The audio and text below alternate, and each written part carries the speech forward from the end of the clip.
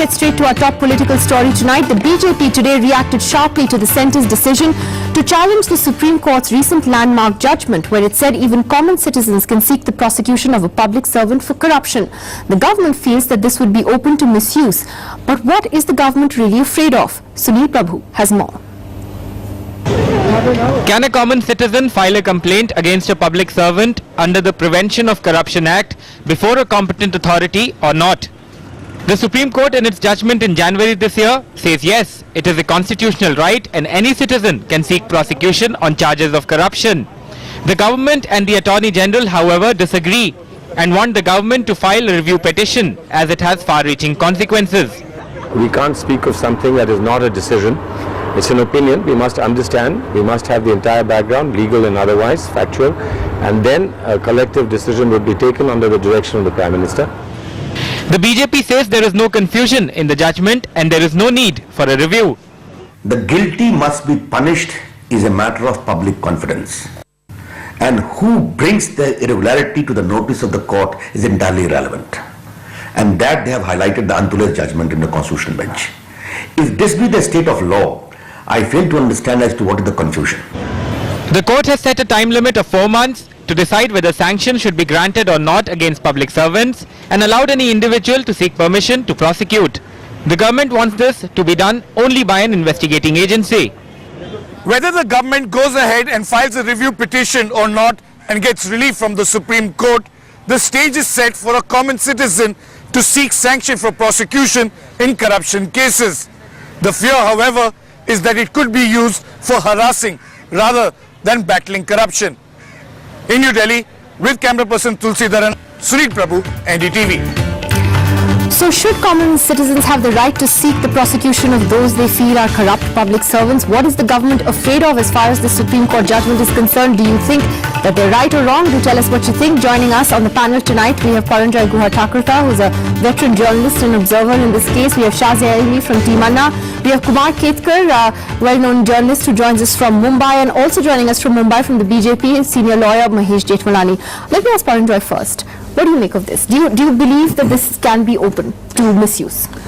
Let me first say that I am no legal expert. I spoke to a friend of mine, Manoj Mitta of the Times of India, who understands much better about these things. He tried to explain to me and I understood. I think I have understood it. It's very simple.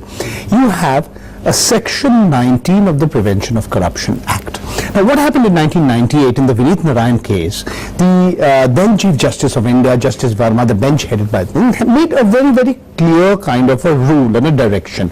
It says that if any investigating agency of the Government of India, that's a CBI for instance, seeks permission to prosecute a public servant, then there's a deadline. Within 3 months the government has to respond. It can get an extension up to another month, and that is within 4 months the government has to say yes or no. Alright. Now what happened thereafter? Mr. Subramaniam Swamy, Dr. Subramaniam Swamy sought the permission of the Prime Minister of India to prosecute Mr. Raja under the same provisions of the Prevention of Corruption Act. This was before, remember, the CBI named Mr. Raja under a charge sheet. Now, if you are an MP, you have to seek the permission of the Speaker of the Lok Sabha or the Chairperson of the Rajya Sabha. If you are a minister, if you are a union minister in the Council of Ministers, then the Prime Minister's permission has to be sought. Now, in October 2010, the CBI had a charge sheet in which unnamed persons were named. So Mr. Swamy, Dr. Swamy kept writing to the Prime Minister. He wrote a number of letters saying that, look, please tell me, yes or no, give me permission or don't give me permission, but come out with a decision. Then, 16 months. Yeah, and then what happened was the Attorney General, on behalf of the government, had kept saying that, look, what is Dr. Swamy's locus standi? I think what is significant is in the 2nd of February judgment of the Supreme Court, Justice Singhvi and Justice Ganguly said that this time frame, which applies to an investigating agency, should also apply to any citizen of this country. Earlier this was an academic issue. Why? Because by that time the CBI had named Mr. Raja, so the government would say what was valid was then, but this is now of only academic interest, because in any case the CBI is investigating highlighting Mr. Raja's role in the 2G scam.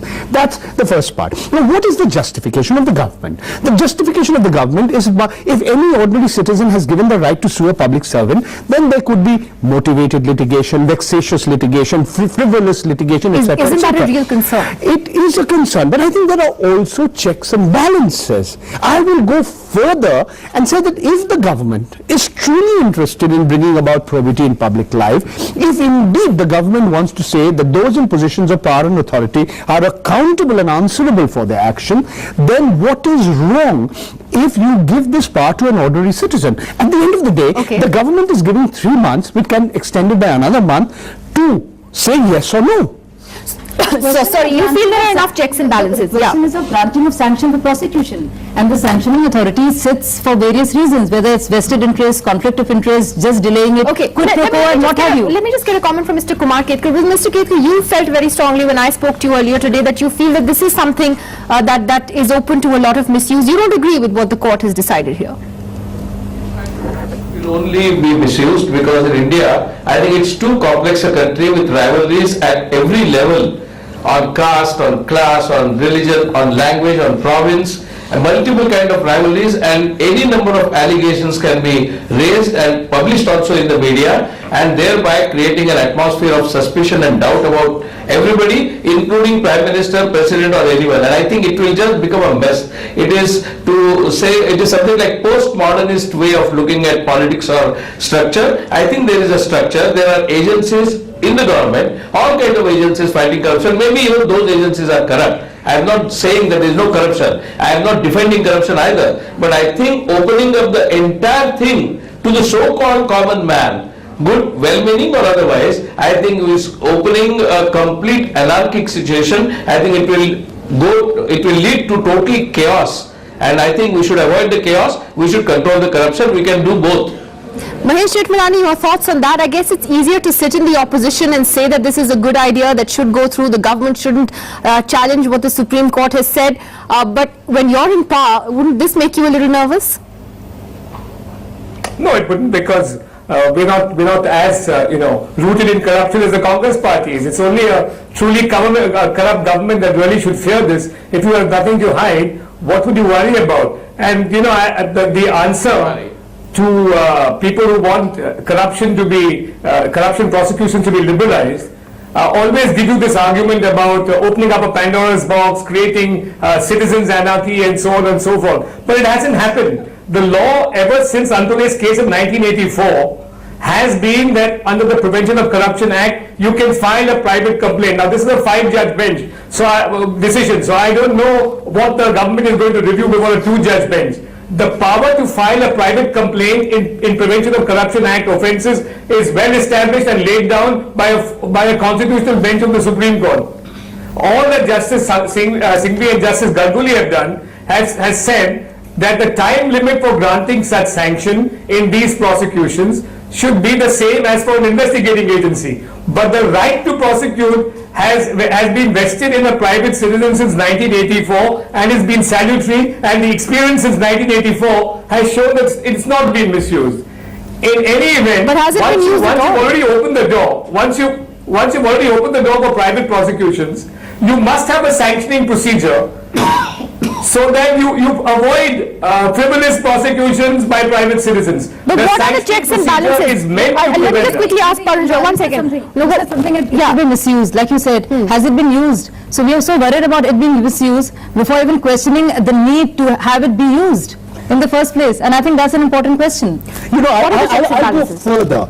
If the government truly wants to empower the ordinary citizen and make legislation truly progressive in this country, there are enough ways to ensure that the evidence or the way in which you want to prosecute a public servant, whether the evidence that is adduced is serious or not, whether it's authentic or not, or whether it has been adduced for motivated reasons, for vexatious reasons, for frivolous reasons, basically to harass a person. I'll go one step further. We have another section, which is section 197 of the Criminal Procedure Code for offences under the Indian Penal Code. Right now, there's no time limit for a citizen. The government can sit on a case of a fake encounter, of a custodial death, of a torture, and not be answerable, and then not say yes or no whether sanction Mr. is there. Ketkar, isn't that a valid point? Because at the end of the day, no matter what people's opinions are about Subramaniam Swamy, you know, he has had a very valid complaint about A. Raja. At the end of the day, the man is in jail. He is, of course, not been declared guilty by any court, but the CBI is investigating him. So there are serious complaints that private citizens do bring, and if there are enough checks and balances in the system, shouldn't there be a time limit to address those complaints as well? Wouldn't this go a long way?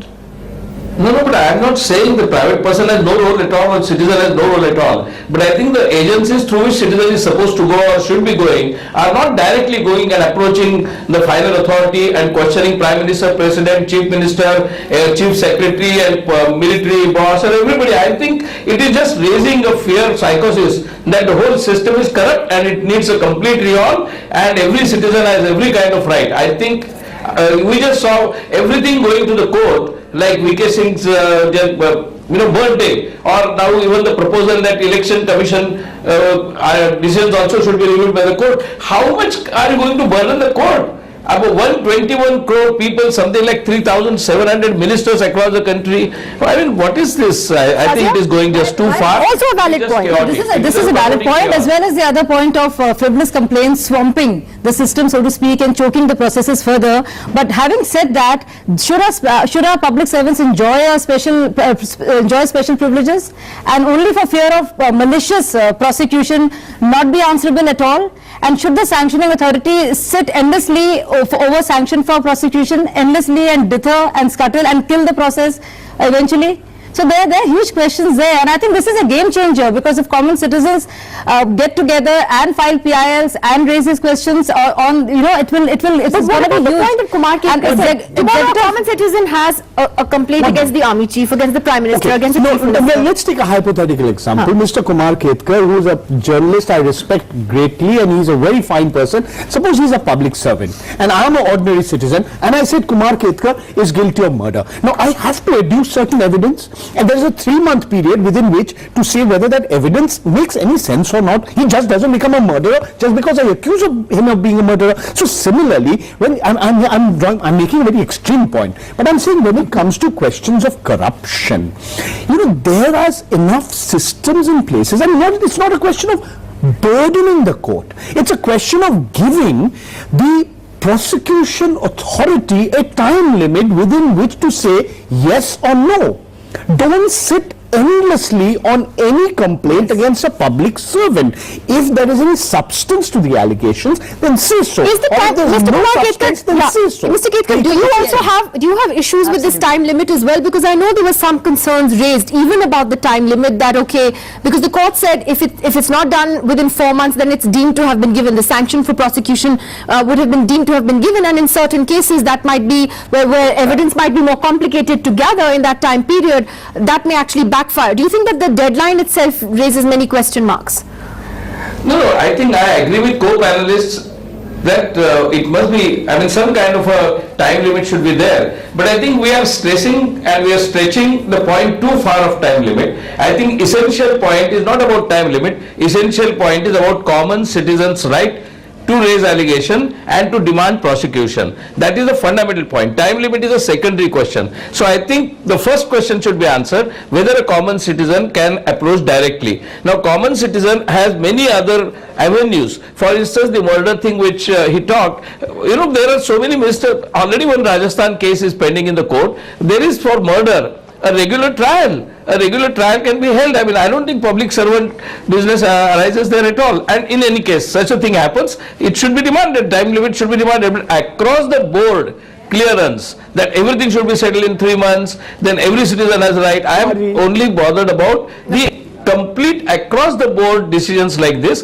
They should not be there. Of course, there should be checks and balances. I have no defense at all of any public servant, and everybody is capable of committing some or other crime which is against the people of this country or society at large. So I am not against complaints, but there has to be system, and this system is nothing but postmodernist anarchy. No, Kumarji, I want to ask you a question. You know, and what do you have today? So you have a body called the CVC, Central Vigilance Commission.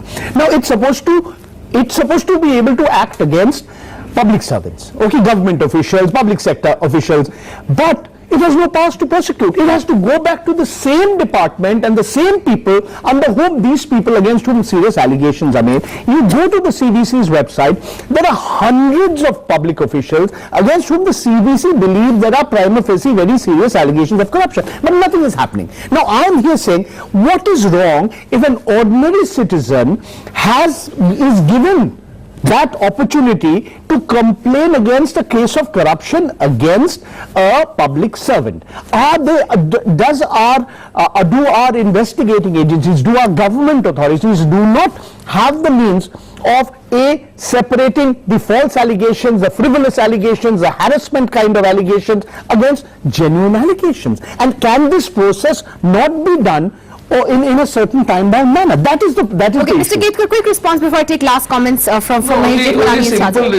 Only simple response is, Nidhi, one should not go public on television and radio and the press, but do we not know, at least I know as a journalist for the last 40 years, there are many cases in Maharashtra which are completely caste-ridden, and sometimes, unfortunately, I am not doing any contempt of court, even courts were kind of terrorized by the public opinion, by the media, because there would be some kind of caste pressure on him. There would be caste pressure on the media, and all, including murder, including the allegations of murder or corruption or many other cases. I think it goes into a very complex kind of a thing. I am not saying that there should be no checks and balances. Checks and balances should be against the CBC, against the CBI, but have the agencies through which you should be routing all these complaints. Don't have the direct common man to prosecution level and court. There should be another kind of approach.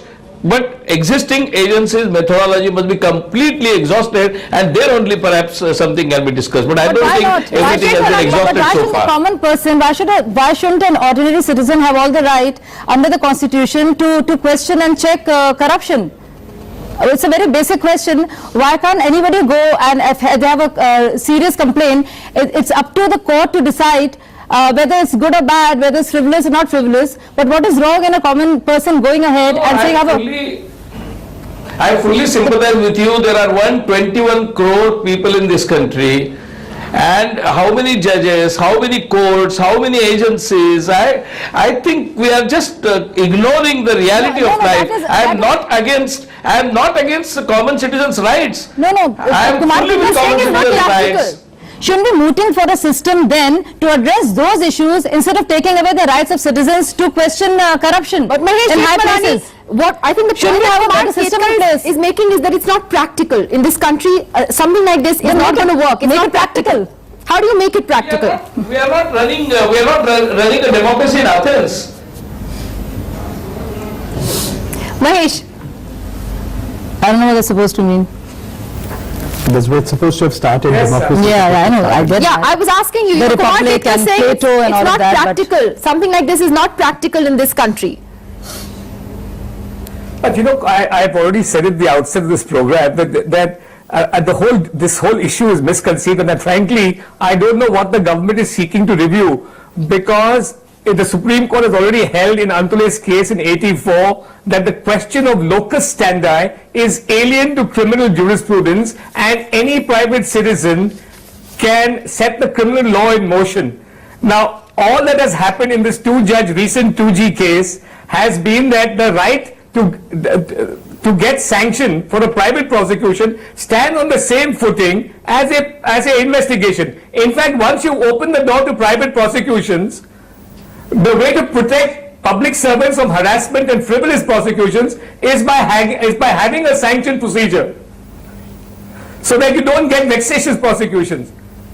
Now the other question is of time period. As far as time period is concerned, the sanctioning authority who decides whether the private citizen can go ahead with his prosecution or not doesn't have to go, he's not an investigating agency.